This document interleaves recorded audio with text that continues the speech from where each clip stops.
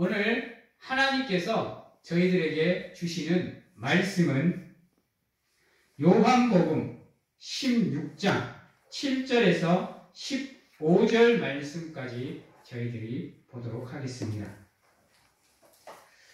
신약성경 174면에 있는 요한복음 16장 7절에서 15절 말씀까지 보도록 하겠습니다. 제가 봉독하도록 하겠습니다. 그러나 내가 너희에게 실상을 말하노니 내가 떠나는 것이 너희에게 유익이라. 내가 떠나가지 아니하면 보혜사가 너희에게로 오시지 아니할 것이요. 가면 내가 그를 너희에게로 보내리니 그가 와서 죄에 대하여 의에 대하여 심판에 대하여 세상을 책망하시리라. 죄에 대하여라 함은 그들이 나를 믿지 아니하며 의에 대하여라 함은 내가 아버지께로 가니 너희가 다시 나를 보지 못하며 심판에 대하여라 함은 이 세상 임금이 심판을 받았음이라. 내가 아직도 너희에게 이를 것이 많으나 지금은 너희가 감당하지 못하리라. 그러나 진리의 성령이 오시면 그가 너희를 모든 진리 가운데로 인도하시리니 그가 스스로 말하지 않고 오직 들은 것을 말하며 장래 일을 너희에게 알리시리라. 그가 내 영광을 나타내리니 내 것을 가지고 너희에게 알리시겠음이라. 무릇 아버지께 있는 것은 다 내 것이라. 그러므로 내가 말하기를 그가 내 것을 가지고 너희에게 알리시리라 하였노라. 아멘. 아멘. 이제 예수님께서 제자들에게 나타나서 이제 승천하시면서 하나의 약속을 주십니다.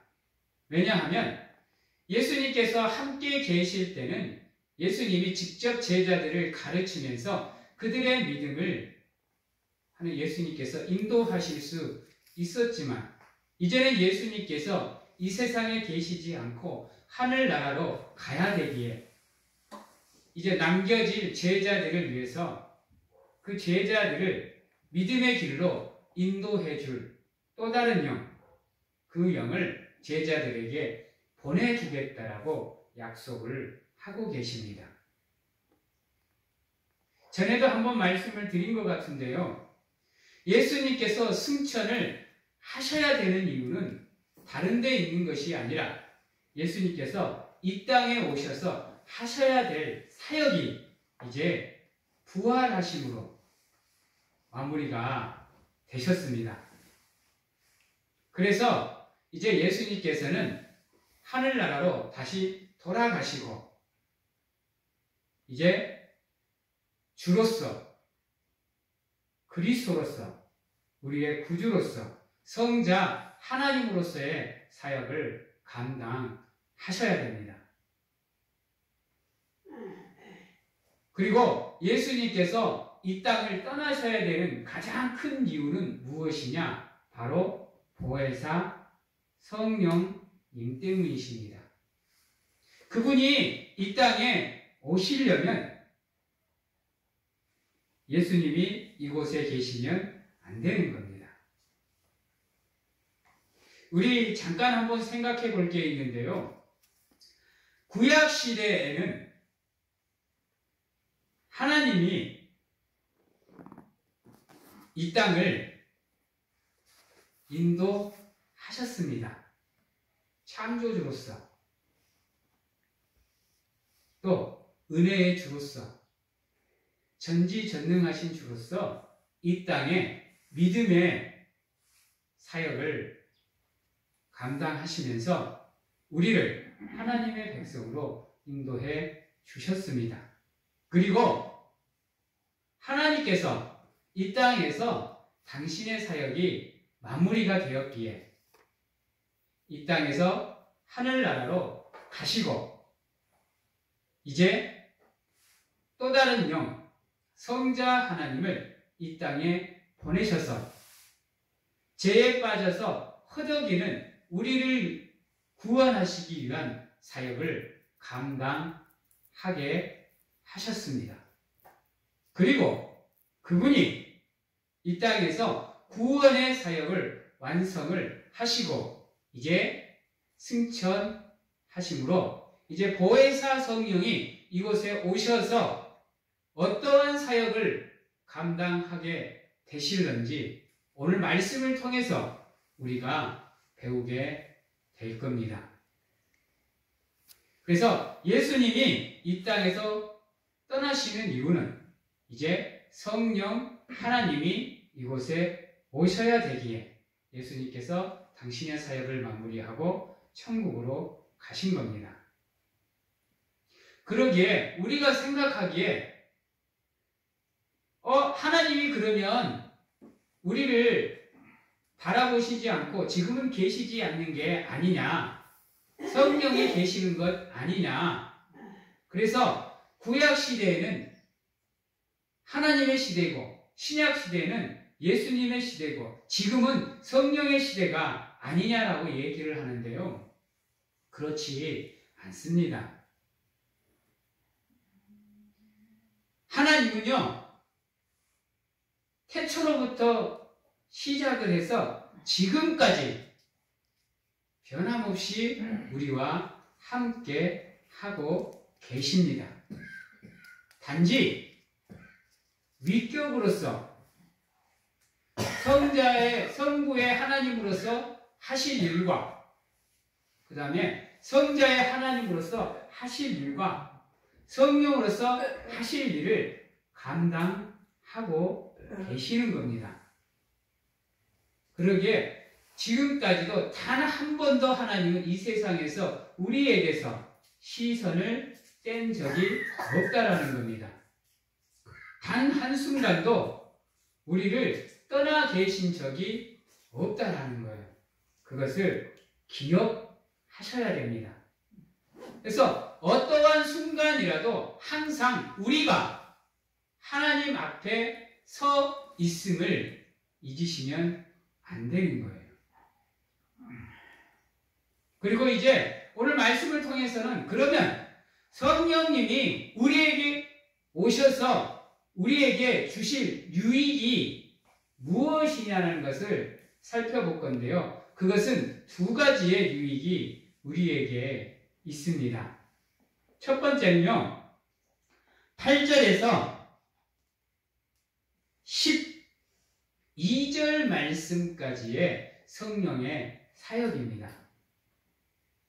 다른 것이 아니라 세상을 책망하는 사역을 성령께서 감당을 하시게 됩니다. 오늘 말씀 8절에 보면 그가 와서 죄에 대하여 의에 대하여 심판에 대하여 세상을 책망할 거다라고 이 얘기를 해주시는 겁니다. 다시 말해서 이제 예수님 이후로는 우리와 세상은 갈등 관계에 놓이게 됩니다. 왜냐하면요, 우리는 정의와 공의와 사랑과 헌신과 희생으로 살아가야 되는 존재입니다. 그러나 세상은 불의와 불공정함과 불법과 죄와 이기적인 개인주의가 만연한 곳이기에 우리와 세상은 갈등 관계에 놓일 수밖에 없다라는 겁니다. 충돌할 수밖에 없는 거예요. 그러다 보면 세상 속에서 우리가 당해야 되는 안타까운 모습들이 나오게 됩니다. 때로는 손해도 보게 될 것이고 때로는 아픔도 당해야 될 것이고요. 때로는 불이익도 우리가 받아야 됩니다. 예수 그리스도를 믿는다라는 이유 하나로요. 우리의 신앙을 지킨다는 이유 하나로 우리는 세상으로부터 손가락질을 당하고 욕을 먹으며 핍박을 당하게 되어 있다라는 겁니다. 그것은 우리가 살아온 역사가 증명을 하고 있습니다. 그러기에 성령이 오셔서 그러한 세상을 이제 책망하시겠다라는 겁니다.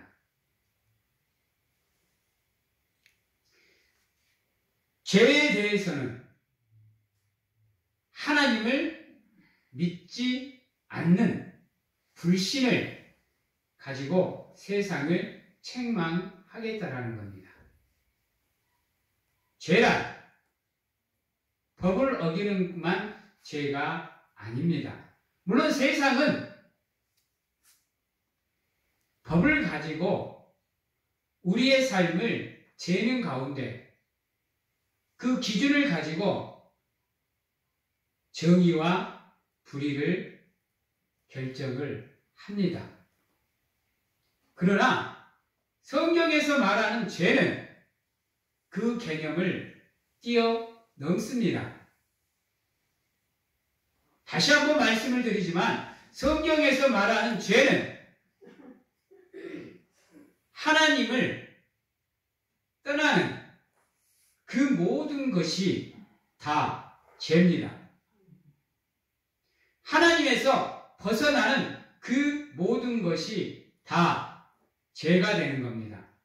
하나님보다 그 다른 것을 사랑하는 그 모든 것이 다 죄가 됩니다.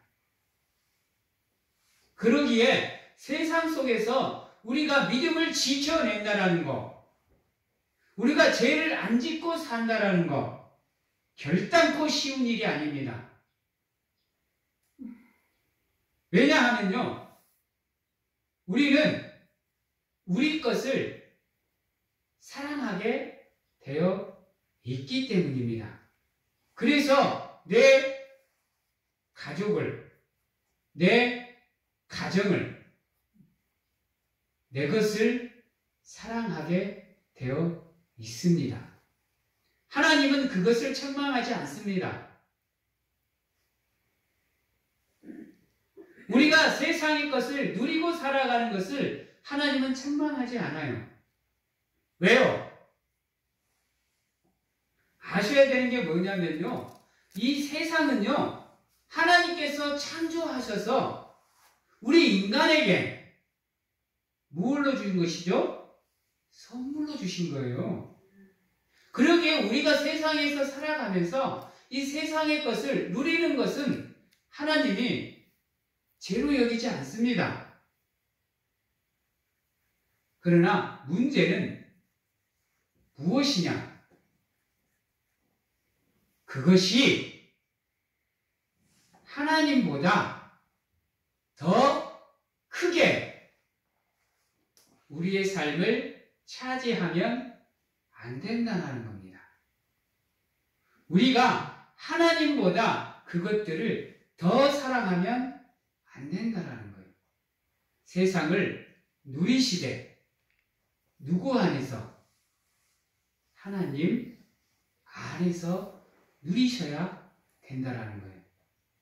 근데 우리는 어때요?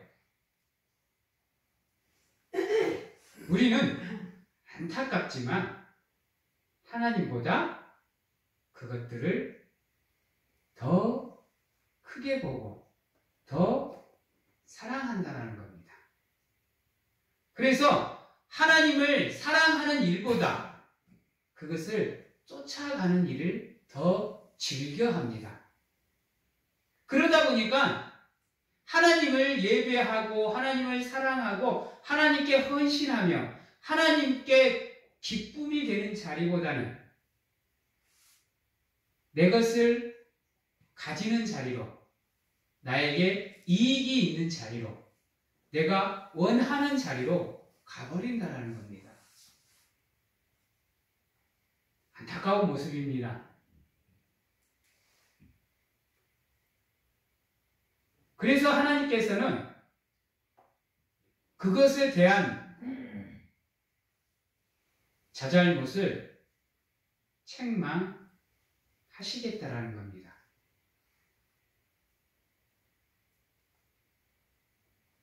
그리고 우리가 살아가는 삶이 반드시 아까 앞에서도 잠깐 언급을 해드렸지만 하나님이 계시는 것처럼 살아가셔야 됩니다.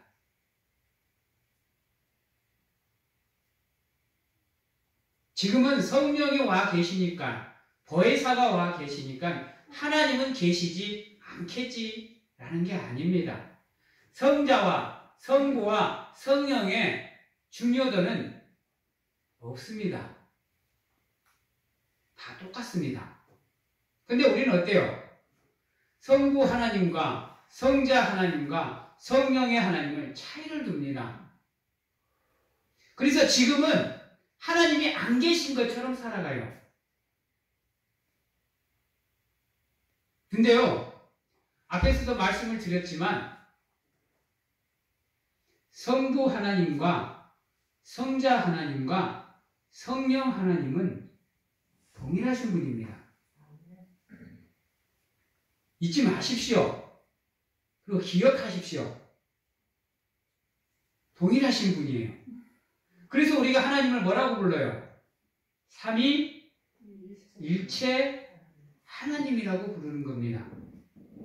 그래서 태초로부터 지금까지 하나님은 단 한순간도 우리를 떠나신 적이 없어요.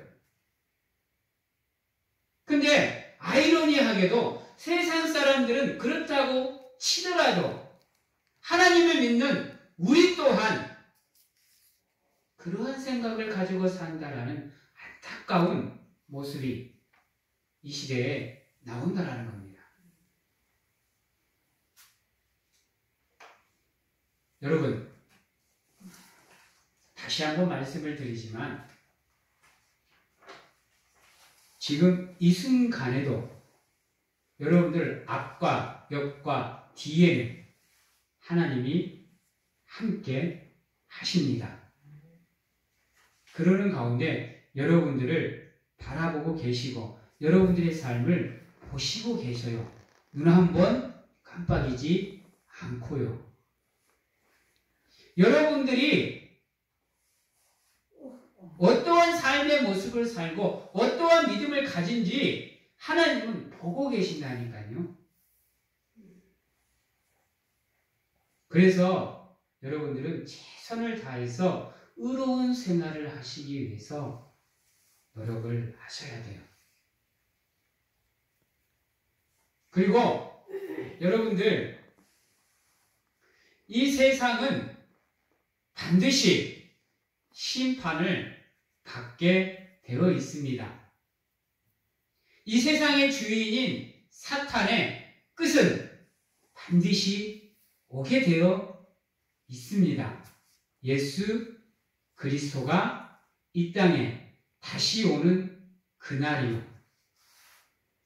그래서 세상의 모든 존재는 반드시 그 심판 앞에 서야 됩니다. 단 한 명의 열애도 없이요. 아프다고 결석할 수 없습니다. 바쁘다고 지각할 수도 없어요. 수많은 핑계거리를 가지고 하나님 앞에서 변명치 못합니다. 왜? 지금도 우리를 바라보시면서 하나님의 생명책에 우리의 삶이 토시 하나도 틀리지 않고 그대로 다 기록이 되기 때문에 그 법조문을 가지고 하나님이 심판대에서 우리를 심판하실 것이기에 우리는 변명치 못합니다. 그래서 하나님이 계신 것처럼 늘 하나님 앞에서 살아가는 삶을 사셔야 됩니다. 우리는 이것을 코람 데오라고 얘기를 합니다. 코람, 앞에서, 데오, 하나님. 이 신앙을 가지고 살아가셔야 돼요. 그래서 여러분들의 삶의 순간순간을 늘 살펴보시는 가운데 조심스럽게 하나님이 원하시는 삶이 무엇인지를 찾아, 깨달아, 알아 살아가셔야 되는 거예요. 그렇지 않으면 우리들 또한 하나님의 책망에서 벗어날 수 없다라는 것 기억하시기 바랍니다. 그리고 성령이 이 땅에 오셔서 하실 두 번째 사역이 무엇이냐 하면 바로 13절부터 15절 말씀까지에 나와 있는 성령의 사역입니다. 13절에 보면 진리의 성령이 오시면 그가 너희를 모든 진리 가운데로 인도하고 스스로 말하지 않고 오직 들은 것을 말하며 장래 일을 너희에게 알리시리라 라고 얘기를 합니다. 그리고 14절에 보면 그가 성령님이요 내 영광을 나타내리니 라고 얘기를 해요. 그리스도의 영광을 나타내리니 그리스도의 것을 가지고 너희에게 알리시겠습니다 라고 얘기를 합니다. 성령이 오셔서 하실 두 번째 사역, 우리에게 유익이 되는 게 무엇이냐면요, 우리의 삶의 모든 순간에서 그분이 우리와 함께 하는 가운데 우리를 진리 가운데로 인도하신다는 겁니다. 그래서 우리가 성령을 간절하게 사모해야 되는 이유가 여기에 있습니다. 여기서 말하는 진리 가운데로 인도한다라는 얘기는 무엇이냐? 우리를 예수 그리스도께로 인도한다라는 얘기예요. 왜요? 예수님께서 말하시기를 나는 진리라라고 얘기를 하셨습니다. 성령님이 오셔서 사역하시되 다른 것을 사역하는 게 아니에요. 말씀에 보면 13절에 보면 그가 스스로 말하지 않고 그랬습니다. 들은 것을 말한다 그랬어요. 이 땅에 오셔서 예수 그리스도가 하신 성경의 말씀을 가지고 우리를 진리 가운데로 그리스도께로 인도하시는 사역을 성령님이 하시는 겁니다. 그래서 세상 가운데 놓여져 있고 죄 가운데 놓여져 있고 불의 가운데 놓여져 있고 심판 가운데 놓여질 수밖에 없는 우리를 그분이 하나님의 말씀으로 그리스도의 말씀으로 진리 가운데로 우리를 인도하신다라는 거예요. 그래서 세상에서 사망의 길로 갈 수밖에 없고 죽음의 길로 갈 수밖에 없고 죄악의 길로 갈 수밖에 없는 우리를 그분이 함께 하시는 가운데 우리를 지키시고 보호하시고 인도하시는 사역을 성령님이 감당하시는 겁니다.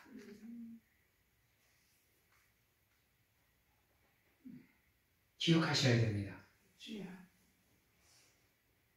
그리고 그리스도 안에서 성령님이 장래의 일을 우리에게 알려주시는 겁니다.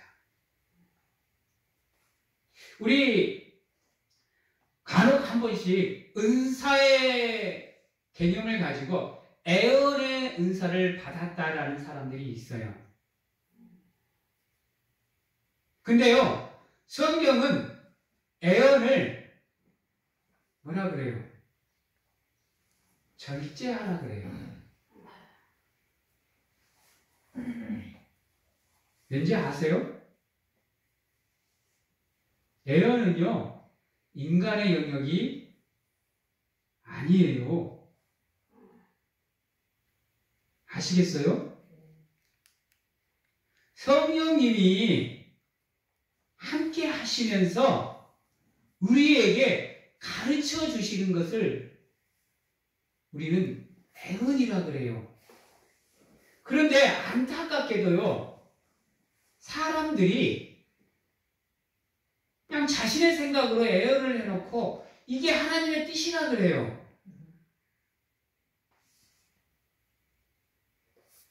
여러분, 애언의 은사는 참 큰 은사예요.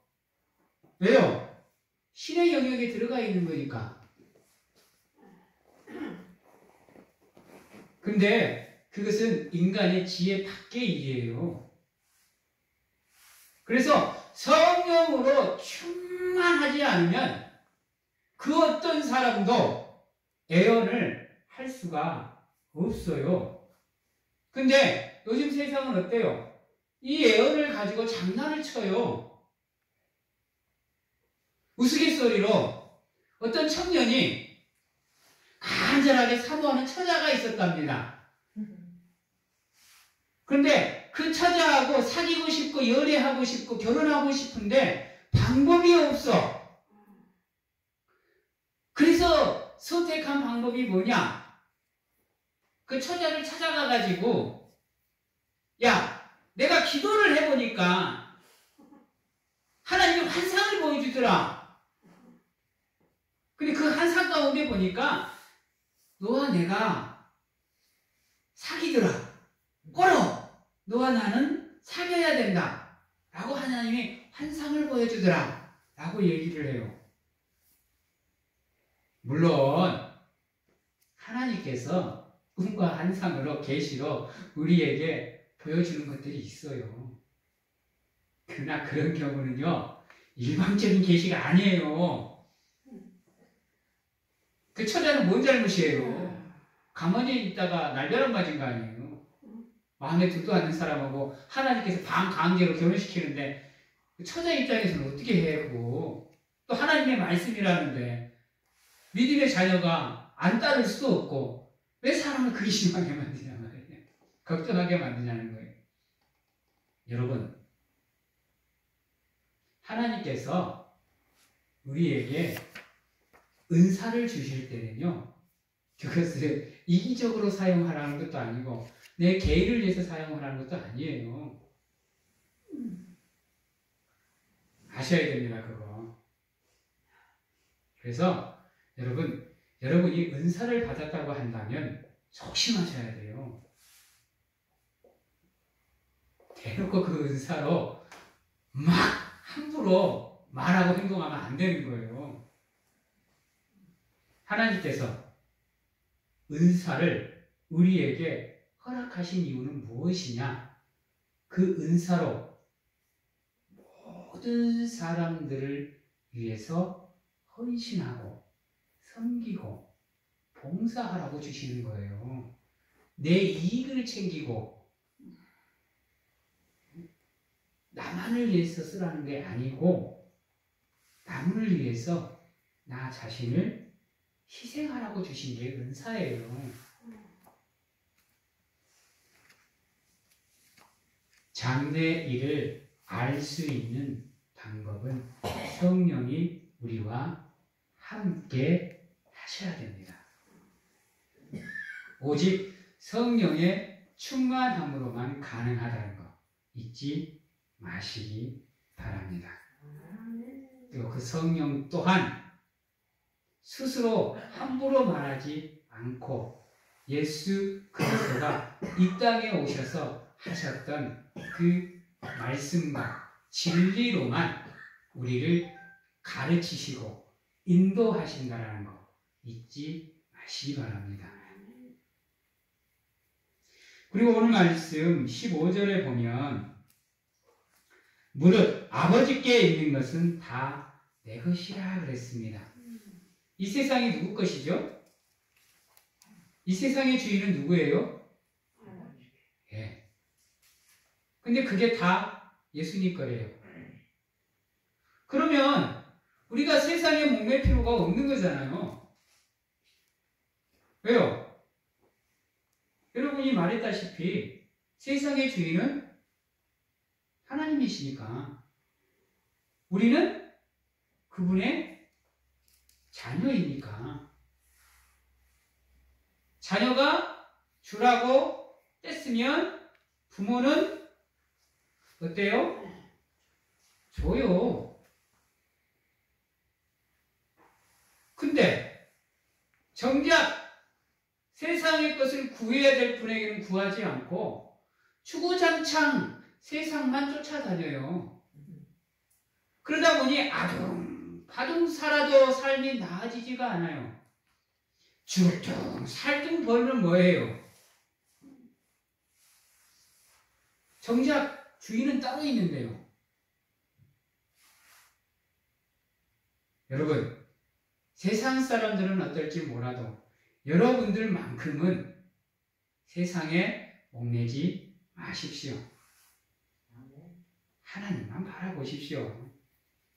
그러면 하나님이 때에 따라서 필요에 따라서 하나님께서 우리의 부족함을 우리의 연약함을 채워주시는 거예요. 그게 하나님의 은혜고 사랑이고 축복인 거예요. 성령님이 오셔서 세상을 책망하시고 우리를 은혜 가운데로 인도해 주시는 사역을 감당하게 되십니다. 그러므로 우리 성령을 간절하게 정말로 간절하게 사모하는 가운데 그 성령 안에서 하나님의 은혜와 복을 마음껏 누리시면서 하나님께 영광을 돌리는 귀한 성도님들이 다 되시길 주님의 이름으로 축원합니다. 기도하겠습니다. 하나님, 세상을 바라보지 않게 하여 주시옵소서. 세상의 것을 탐하지 않게 하여 주시옵소서. 세상의 것을 예수님보다 더 사랑하지 않게 하여 주시옵소서. 누가 뭐라 그래도 하나님의 자녀임을 고백하게 하시고 어떠한 순간에도 하나님만을 바라보며 우리의 삶을 점검하게 하시고 하나님의 사람으로서 부끄럽지 않는 삶을 살기 위해서 노력하는 우리가 될 수 있도록 하나님 축복하여 주시옵소서. 성령을 사모하게 하여 주시옵소서. 성령의 충만함을 받게 하여 주시옵소서. 성령의 은사를 받는 가운데 그것을 통해서 하나님의 영광을 드러내는 귀한 저희들이 될 수 있도록 하나님 축복하여 주시옵소서. 지금은 우리를 죄에서 구원하시기 위해 이 땅에 오신 예수 그리스도의 은혜와 세상 끝날까지 우리와 함께 하시며 동행하시는 하나님 아버지의 사랑하심과 세상 어느 곳에 가서 무엇을 하든지 간에 우리를 지키시고 보호하시는 성령님의 교통하심이 간절하게 성령을 사모하는 가운데 하나님의 사람으로서 부끄럽지 않는 삶을 살고자 확신하고 결단하는 귀한 하나님의 성도님들 머리 위에와 가정과 직장과 자녀와 건강 위에 지금부터 영원토록 함께 하시기를 축원하옵나이다.